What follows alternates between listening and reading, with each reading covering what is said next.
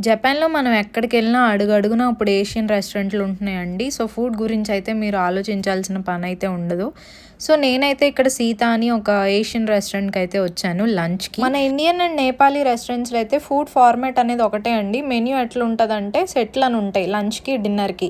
So, ఏం చేస్తారంటే ఒక నాన్, 2 కర్రీస్, కొంచెం సలాడ్, రైస్ అండ్ డ్రింక్ ఇస్తారనమాట. ఇది కామన్‌గా ఉంటది. ఇక డ్రింక్ విషయానికొచ్చేసరికి మ్యాంగో లస్సీ కామన్‌గా అన్ని సీజన్స్‌లో అవైలబుల్‌గా ఉంటుందండి. అలాగే ప్రతి రెస్టారెంట్ ఒక చిన్న బార్ లాగా మనకి అనిపిస్తదనమాట. ఎందుకంటే జాపనీస్ ఎక్కువగా డ్రింక్‌లో ఆల్కహాల్ తీసుకుంటారు. సో, ప్రతి రెస్టారెంట్ ఆల్మోస్ట్ ఇట్లానే ఉంటుందనమాట.